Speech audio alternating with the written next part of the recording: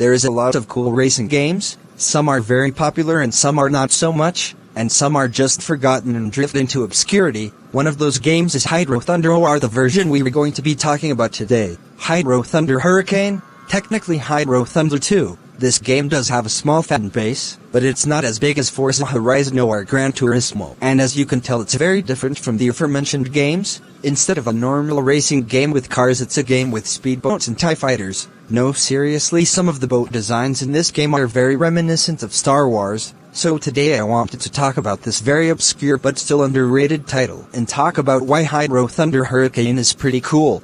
So as for the structure of the game, it's just like every other racing game except with speedboats you'll race through laps, get to the finish line and so on. There is a bit of a difference though, because you drive a boat, it leads to a lot more expandability on the creativity of the tracks. There are times where you might jump over gaps at very high altitudes, times where you drive through caves, go through water stations, and a lot more exciting courses. As for the gameplay, it's solid. It's nothing that special or different compared to the other racing games, but it's pretty good. It controls smoothly, and it's not hard to use the abilities. Use speed, turn, collect fuel or boost in this case, which are in the form of these, how original blue and red canisters, and the meter on the side shows how much boost you have. There are also these Hydro Thunder Hurricane tokens you can collect to unlock stuff. It's nothing that important, but is something you can do if you want to 100% complete this game. As for the graphics, this looks pretty good. It was developed by Vector Unit.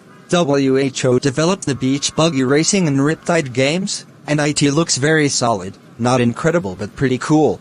The one thing that I don't really care for is the lack of creativity with most of the boats. This isn't the case with all the boats, but most of them have the same kind of designs. They either look like a normal speeder boat or a Star Wars type vehicle. I like the Star Wars boats, and the other boats are pretty solid as well. I just wish there was a bit more variety. This issue also extends to the tracks themselves. Most of them are creative and are different enough to offer a unique experience, but at the time a lot of them are a little too similar in terms of their structure and formula.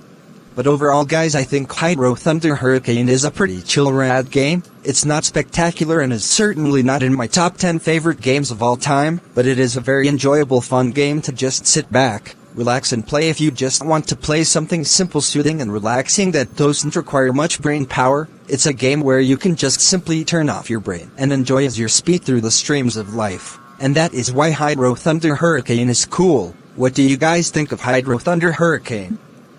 Let me know down in the comments. And I just want to give a shout out to a fan. WHO requested this game review, Nuclear Star. Go check out his channel, and I'll see you guys later.